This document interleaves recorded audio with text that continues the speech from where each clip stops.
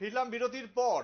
যে খবরে এই মুহূর্তে গোটা দেশ তোলপাড় হয়ে রয়েছে, নিট এবং নেট দুটো নিয়ে কিন্তু অস্বস্তিতে কেন্দ্রীয় সরকার, এবং যা নিয়ে বিক্ষোভের মুখে পড়তে হয়েছে, বিরোধীদের বিক্ষোভের মুখে এই মুহূর্তে কেন্দ্র। কোনোভাবেই বাতিল করা যাবে না নিটের কাউন্সেলিং, এমনটাই কিন্তু জানিয়ে দেওয়া হয়েছে সুপ্রিম কোর্টের তরফে। আর কি জানা যাচ্ছে জানবো আমাদের প্রতিনিধি অঙ্কিতা আমাদের সঙ্গে টেলিফোন লাইনে রয়েছে।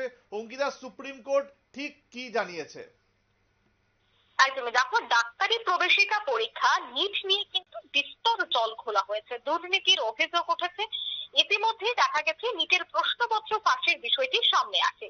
বিহারে প্রশ্নপত্র ফাঁসের মূল চক্রী অমিত আনন্দ সে স্বীকার করে নিয়েছে যে এই নিট পরীক্ষার আগের রাতেই প্রশ্নপত্র ফাঁস হয়েছিল। 30 থেকে 32 লক্ষ টাকার বিনিময়ে পড়ুয়াদের কাছে প্রশ্নপত্র বিক্রি করা হয়েছিল। এমনকি পরীক্ষায় কি উত্তর লিখতে হবে তাও পাখির মতো করার জন্য, মুখস্থ করার জন্য বলে দেওয়া হয়েছিল পড়ুয়াদের। তাই আজ শীর্ষ আদালত থেকে যে আপডেট উঠে এসেছে তাতে জানা গেছে যে শীর্ষ আদালতে নতুন করে নিট পরীক্ষা নিয়ে সিবিআই তদন্তের দাবিতে এবার আর্জি জমা পড়েছে। পরীক্ষা বাতিলের দাবি জানানো হয়েছে, পাশাপাশি অন্তত দুদিনের জন্য কাউন্সিলিং বন্ধ রাখার আর্জি জানানো হয়েছে। তবে সুপ্রিম কোর্টের তরফে কিন্তু আজ আবারও জানিয়ে দিয়েছে যে কাউন্সিলিং বন্ধ করা যাবে না কোনো মুহূর্তেই। আগামী 6 জুলাই নিট পরীক্ষার কাউন্সিলিং হবে।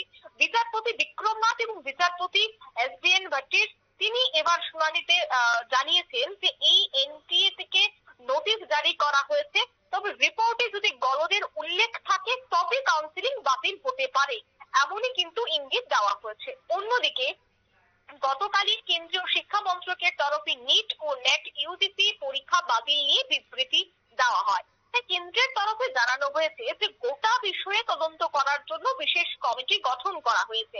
এছাড়া এও জানা গেছে যে ইকোনমিক অফেন্স এর দ্বারা শিক্ষা মন্ত্রকের হাতে পেপার লিকের বিষয়ে তদন্তের প্রাথমিক রিপোর্ট তুলে দেবে। ইতিমধ্যেই নেট ইউজিসি নিয়েও তদন্ত শুরু করেছে সিবিআই, যে কথা আমরা এই মুহূর্তে জানতে পারছি। অর্থাৎ এক কথায় কোনোভাবেই বাতিল করা যাবে না নিটের কাউন্সিলিং, সে কথাই কিন্তু এবার সাফ জানিয়ে দিয়েছে সুপ্রিম কোর্ট।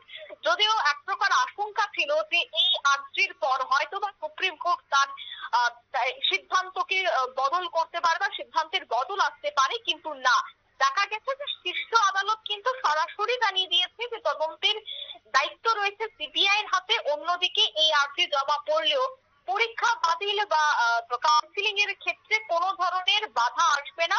পড়ুয়াদের প্রশ্নপত্র ফাঁস, একাধিক অসঙ্গতির অভিযোগ থাকলেও কাউন্সিলিংটা কিন্তু আগামী কয়েকদিনের মধ্যেই শুরু হচ্ছে, সেটাই কিন্তু এবার জানিয়ে দেওয়া হয়েছে সুপ্রিম কোর্টের পক্ষ থেকে।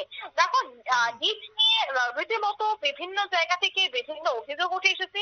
এবার এই যে নিট মামলা ন্যাশনাল টেস্টিং এজেন্সি বা এনটিএ, তাকে কিন্তু নোটিশ দিয়েছে সুপ্রিম কোর্ট। বিশেষ করে পরীক্ষা বাতিলের আর্জি নিয়ে এনটিএ কি ভাবছে তা জানার চেষ্টা হয়েছে, আর এনটিএর জবাবের ভিত্তিতেই পরবর্তী পদক্ষেপ করা হবে। তাই আগামী 6 জুলাই নিটের যে কাউন্সিলিং এর হওয়ার কথা রয়েছে তা আগামী 6 জুলাই থেকে কিন্তু শুরু হচ্ছে, সে কথা আজ পুনরায় জানিয়ে দিয়েছে সুপ্রিম কোর্ট। সুমন্ত।